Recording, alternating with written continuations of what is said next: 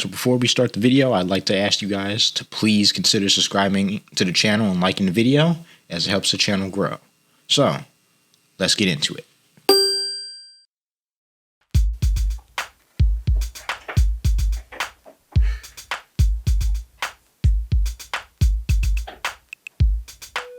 Alright, so week 17 of the NFL season is coming to a close. And for the Chicago Bears, they take a dominating victory over the Atlanta Falcons on Sunday. In this video, as always, I'm going to give my recap on what I saw during the game, give my grades for offense, defense, special teams, and coaching. And without further ado, let's get into it. What's up, guys? KT here, back at it with another video. Today, we're doing the Bears. The Bears take a dominating 37-17 win at home over the Atlanta Falcons on New Year's Eve. In a game they dominated from start to finish.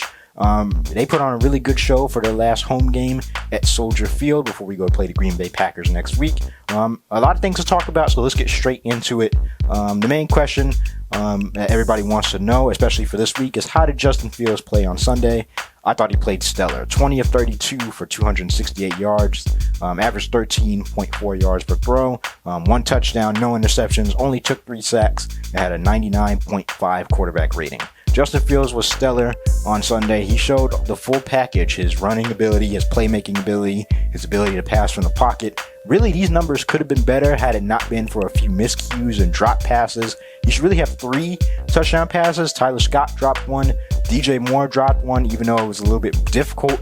But Justin Fields was on Sunday. He carved up a very good Atlanta Falcons defense. He found the holes in the zone. He was going through his progressions. You know, when there was nothing there, he was taking off and running. He was breaking sacks like crazy. He looked, even on his misses, he looked really, really accurate with the ball. He was decisive. And that's what you want from Justin Fields. Me personally, now that the Bears have clinched the #1 overall pick of this year, I'm keeping Justin Fields. It's clear that they need another receiver on this team, as Tyler Scott is not it. You're probably going to let go of Darnell Mooney. And these stats could have been a lot better had the receivers not, drop the ball or drop some passes.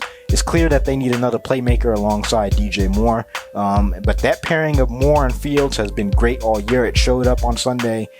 Fields was accurate with the ball. His deep ball was crazy. They came out swinging in the snow. So yeah, he had a nice, good over-the-shoulder throw to DJ Moore in the end zone, which was his one passing touchdown on the day, right over Jesse Bates. I don't know what else to say. He played stellar. He's a rare combination of, he's tall, he's fast, he can throw, he can run, he can break sacks. He has everything you want in a franchise quarterback, just has to keep up the consistency, and I think they need another play caller. But overall, good game for Justin Fields.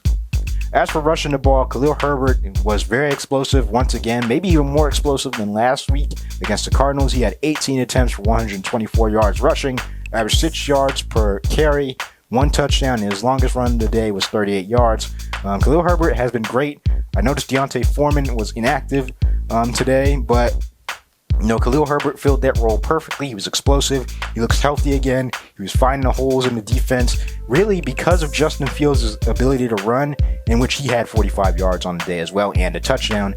Because of Justin Fields' ability to run, that leaves wide open holes for these running backs to run through, and it creates a conundrum for the defense. Do I want to commit to the running back and, let Justin Fields get all these yards, rushing, get first downs, get positive yardage, or do I want to commit to Justin Fields and then have a big gaping hole in the middle of the defense for where the running back can run right through and, get extra yards? And that's the conundrum the Bears present with this current group of quarterback and running back duo.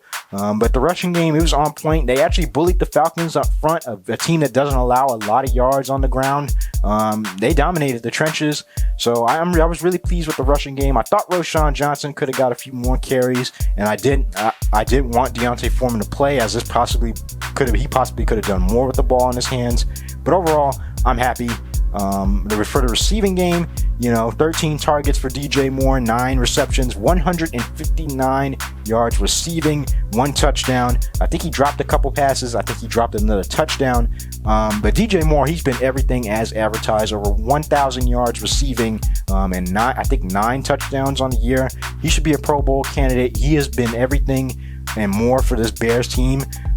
With less amount of receptions than other receivers. He only has 92 on the year. DJ Moore, he's just always open. You know, he's that safety blanket Fields can go to, he can look to, but it's clear that they need another receiver to go alongside of him, as, you know, when Cole Kmet is out and Darnell Mooney is being ineffective or he's out, they really don't have nothing else. I mean, Tunyon was their second leading receiver with only 40 yards. You know, Tyler Scott dropping a 39-yard touchdown pass. You know, Cole Kmet not being able to run routes because he's not 100%. So it's clear they need another receiver. I'm taking Marvin Harrison Jr. if I'm trading back. He looks like that dude, a generational receiver, a big receiver that this team desperately needs. But overall, the Bears offense was clicking on all cylinders. A few miscommunications on the offensive line led Fields to get sacked 3 times. But other than that, the offense played well. I'm going to give them an A+ for this performance. For the defense was just as good, if not better. They allowed 17 points to the Atlanta Falcons, but you know, Taylor Heineke, he turned the ball over 5 times on Sunday. You know, Tyreek Stevenson had 2 interceptions. Kyler Gordon had 1 interception. TJ Edwards had 1 interception. So 4 times. They turned him over 4 times. Not much pressure going on for the Bears up front on the defensive end. I know Gervon Dexter had 2 sacks on the day. He's really developing well. I think he's going to be a big piece for this Bears defense. You know, Montez Sweat, he came through and got a pressure when they needed him to on a crucial 3rd down. A few mishaps in that secondary led the Falcons to get a little extra yards. Jalen Johnson went out with a shoulder injury after tackling Bijan Robinson. But overall, the Bears defense played well. They didn't let the Falcons run all over them. Aside from that screen pass, you know, they were, you know, keen with their tackling. They even missed a few interceptions. You know, Jaquan Brisker had a chance at one. Tremaine Edmonds had a chance at one. It was just an overall performance for the Bears defense. And, you know, that's what you like to see against teams like this. Even though the Atlanta Falcons aren't the best at quarterback, they've been stacking performances like this every week. So yeah, I'm going to give the defense an A+. They were able to force turnovers. They were able to get off the field on 3rd down. Not too many dumb penalties other than the one by Justin Jones late in the game.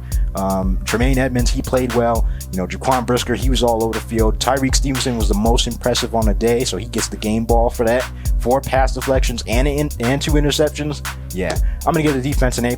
They played stellar on Sunday.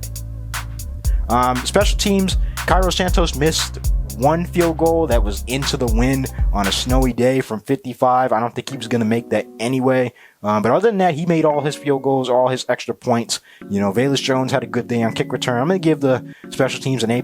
They almost, this grade could have been bumped down because they almost gave up a kick 6. But I was happy with the way special teams came through. They put the game away.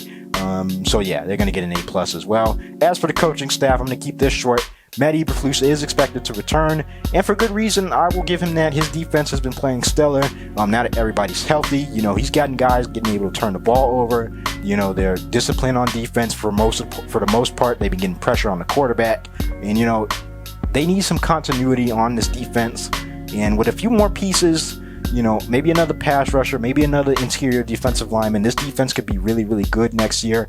As for Luke Getsy, he called a pretty good game. A few calls I wasn't too happy with the QB power on 3rd and 6. You know, I think they ran a draw play on 3rd and 6, and I think they kind of checked out before the half on taking a field goal. They got conservative, but overall, Luke Getsy had a good game plan. They dialed up shots downfield, got DJ Moore involved early, worked the play action, worked the run game, and that's all the tools for a successful offense. And they put up 37 points. So, for the sake of this video, I'm going to give the coaching staff an A+. I still don't think Luke Getsy is the offensive coordinator of the future, but for this game, they get an A+.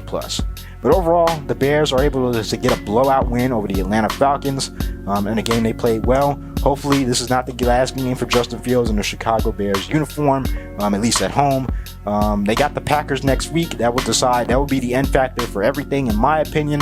Hopefully, we can get a win against those Cheeseheads up north. But I'm going to get up out of here. Thank you guys for watching. If you enjoyed the video, please consider subscribing to the channel and liking the videos. It helps the channel grow. Hit that notification bell to get notified every time I drop one of these Bears videos. As always, guys, follow me on social media, as there's bound to be Bears news coming out midweek. And as always, bear down, and I'm out. Peace.